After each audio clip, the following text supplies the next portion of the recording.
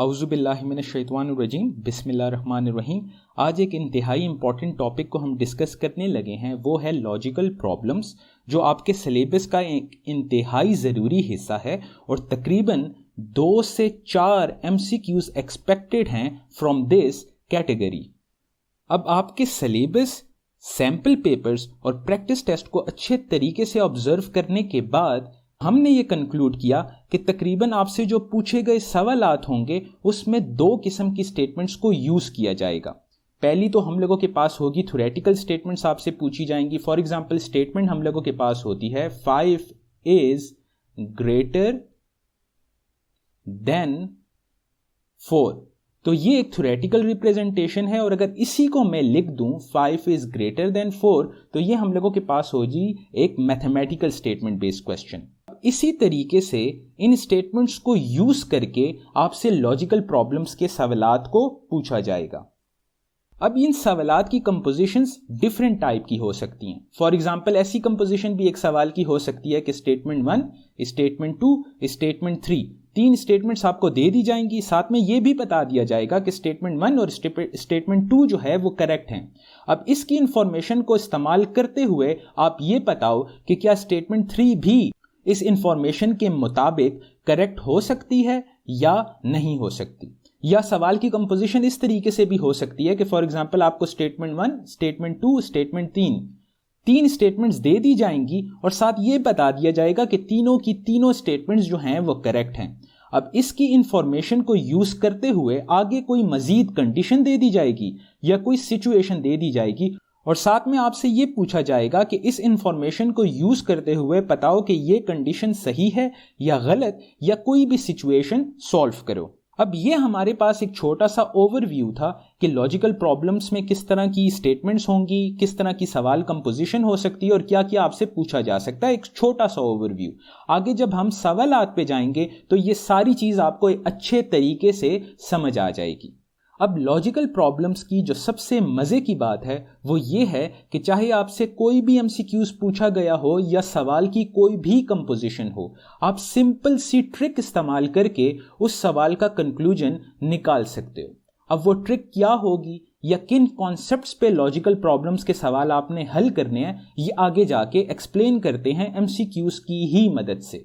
क्योंकि आपका पेपर आना है MCQs बेस और आपने उसी MCQs को सॉल्व करना है, तो बेहतर यही होगा कि MCQs को सॉल्व करते ही उन ट्रिक्स और उन कॉन्सेप्ट्स को हाईलाइट कर दिया जाए या उन मेथडोलॉजीज को आपको एक्सप्लेन कर दिया जाए कि जिस मेथडोलॉजी पे आपने क्वेश्चंस सॉल्व करने हैं। अब हमारे पास हमारा आ गया पहला सवाल। अब 2 तरीके हो सकते हैं इस सवाल को हल करने के। पहला तो ये हो सकता है कि मैं सारी की सारी स्टेटमेंट्स जो है वो अच्छे तरीके से पढ़ लूं और अपने माइंड में ही उसको सॉल्व करके आंसर निकाल लूं। लेकिन देखा गया है कि इस तरीके से सॉल्व करने में गलती की गुंजाइश बढ़ जाती है। दूसरा एक तरीका हो सकता है कि इन सारी की सारी स्टेटमेंट्स को मैं प्लॉट कर लूं। जब सारी चीज मेरे सामने होगी तो आंसर को कंक्लूड करना मेरे लिए आसान हो जाएगा। दूसरा, आपने एक और चीज का ख्याल रखना है कि जहां पे आपको समझ ना आए फौरन इस वीडियो को पॉज करें, रिवाइंड करें, दोबारा से देखें, क्योंकि ज्यादातर ये होगा कि जो एक ट्रिक मैंने बताई या जिस तरीके से मैंने एक सवाल को हल किया वो किसी दूसरे सवाल की बेस भी हो सकती है। तो अगर आपने कोई कॉन्सेप्ट या किसी किस्म का कोई पॉइंट मिस किया तो आगे आने वाले सवालात में शायद आपको थोड़ी सी मुश्किल पेश आएगी। अब इस सवाल को हम हल करते हैं। अब पहली स्टेटमेंट हम लोगों के पास है कि blueberries cost more than strawberries. अब इसको मैं इस तरीके से प्लॉट कर सकता हूं कि फॉर एग्जांपल मैंने एक लाइन ड्रॉ की, यहां पे मैं साइन लगा देता हूं कि मोर का और यहां पे मैं साइन लगा देता हूं लेस का। अब पहली स्टेटमेंट मुझे ये बता रही है कि ब्लूबेरीज कॉस्ट मोर हैं स्ट्रॉबेरीज से, तो इसको मैं इस तरीके से प्लॉट कर सकता हूं कि ब्लूबेरीज का कॉस्ट मोर है देन स्ट्रॉबेरीज से।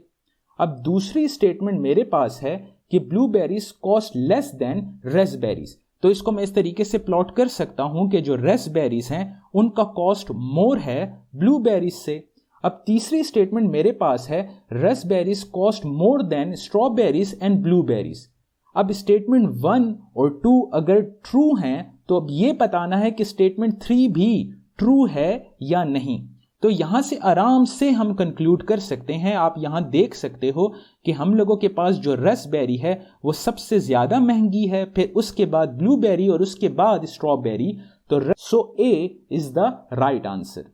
तो इस सवाल में हमसे पूछा गया है on the day the Bilal triplets are born. Triplets का जो वर्ड है आपके सैंपल पेपर्स में मिसिंग है, तो ये वर्ड आप ऐड कर सकते हो। अब पहली स्टेटमेंट हम लोगों के पास है कि Jamila weight more than Javed. तो इस चीज को हम इस तरीके से प्लॉट कर सकते हैं कि इस यहां मैं लिख देता हूं मोर, यहां मैं लिख देता हूं लेस। तो यहां पे क्लियर है कि Jamila weight more than Javed. तो ये इस तरीके से मैं लिख सकता हूं कि Jamila weight more than Javed. ठीक हो गया।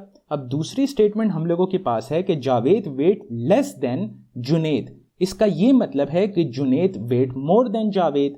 तो इस तरीके से मैं इस चीज को भी प्लॉट कर सकता हूं कि जो जुनेद है उसका वेट जावेद से ज्यादा है, लेकिन कितना ज्यादा है ये अभी तक हमें पता नहीं चला। अब तीसरी स्टेटमेंट हम लोगों के पास है of the 3 babies Junaid weight the most. अब अगर हम अपने इसी एनालिसिस को अच्छे तरीके से देखें तो ये चीज तो क्लियर है कि जुनेद का वेट जावेद से ज्यादा है, और ये चीज भी किसी तक गिवन है कि जमीला का वेट भी जावेद से ज्यादा है। लेकिन इन दोनों का आपस में क्या रिलेशन है ये अनसर्टेन है, क्योंकि जुनेद यहां पे भी लाई कर सकता है, यहां पे भी लाई कर सकता है और यहां पे भी लाई कर सकता है। तो इसका मतलब है कि जो इंफॉर्मेशन है वो अनसर्टेन है। सो सी इज द राइट आंसर।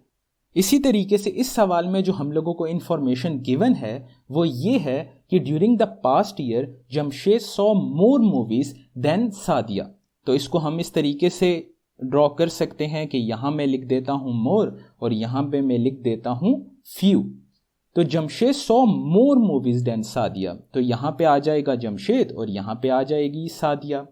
उसके बाद Sadia saw less movies than Dawood. तो अगेन यहां पे एक अनसर्टेनिटी क्रिएट हो गई कि दाऊद से लेस मूवीज जो हैं वो सादिया ने देखी हैं, लेकिन दाऊद और जमशेद के दरमियान का रिलेशन फिलहाल हमें नहीं पता।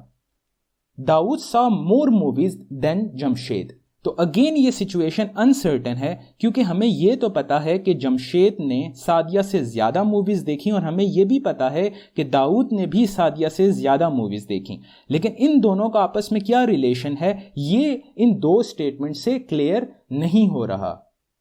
सो the situation is uncertain. C is the right answer. अब आई होप कि किसी हद तक आप इस मेथोडोलॉजी को और इस ट्रिक को और इस कॉन्सेप्ट को समझ गए होंगे। तो इस सवाल को आप खुद हल करने की कोशिश करो, इस वीडियो को पॉज करके, और उसके बाद इस वीडियो को ऑन करके आप अपना सोल्यूशन इस वीडियो के साथ क्रॉस चेक कर सकते हैं। अब पहली स्टेटमेंट हम लोगों के पास है Mariam is sitting in the desk behind Javed. अब इस स्टेटमेंट को मैं इस तरीके से भी प्लॉट कर सकता हूं कि मेरे पास यहां पे आ जाता है बिहाइंड और यहां पे मेरे पास आ जाएगा फ्रंट। ठीक हो गया। तो पहली स्टेटमेंट है कि Mariam is sitting in the desk behind Javed. तो मरियम यहां बैठी हुई है और जावेद यहां पे है। तो ये स्टेटमेंट यहां अच्छे तरीके से मैंने प्लॉट कर ली कि Mariam is sitting behind Javed. उसके बाद दूसरी स्टेटमेंट मेरे पास है Javed is sitting in the desk behind Bilal. तो बिलाल इस जगह पे आ जाएगा। तो ऑटोमेटिकली ये स्टेटमेंट भी यहां पे प्लॉट हो गई कि Javed is sitting behind Bilal. तीसरी स्टेटमेंट मेरे पास है Bilal is sitting in the desk behind Mariam. जबकि हम अगर इस फिगर को अच्छे तरीके से देखें तो सबसे आगे बिलाल बैठा हुआ है, उसके पीछे जावेद और उसके पीछे मरियम। तो ये वाली जो स्टेटमेंट है हम लोगों के पास वो फॉल्स है, मतलब B is the right answer. अब ये भी आपके सैंपल का क्वेश्चन है जो उसी मेथोडोलॉजी पे होगा जो ऑलरेडी हम इससे पहले वाले क्वेश्चन में डिस्कस कर चुके हैं। अब आप इस वीडियो को पॉज करो और इसको खुद सॉल्व करने की कोशिश करो। अब इस क्वेश्चन में आपसे बोला गया है कि emporium mall has more stores than packages mall. ठीक हो गया। तो इस तरीके से मैं इसको ड्रॉ कर सकता हूं। यहां पे मैं लिख लूंगा मोर और यहां पे मैं लिख लूंगा फ्यू। तो emporium mall has more stores than packages mall. तो एम्पोरियम में मोर स्टोर्स हैं देन पैकेजेस के। दूसरी स्टेटमेंट मेरे पास है the Amana mall has few stores than packages mall. तो इसको मैं इस तरीके से प्लॉट कर सकता हूं यहां पे, जैसे इससे ये सेटिस्फाई हो जाएगा कि Amana mall have few stores than packages mall. अब तीसरी स्टेटमेंट जो हमसे पूछी जाएगी कि emporium mall has more stores than Amana mall. तो यहां पे ये चीज ऑलरेडी क्लियर है कि सबसे ज्यादा स्टोर्स यहां पे हैं, उसके बाद यहां पे और उसके बाद यहां पे। सो A is the right answer क्योंकि ये स्टेटमेंट ट्रू है।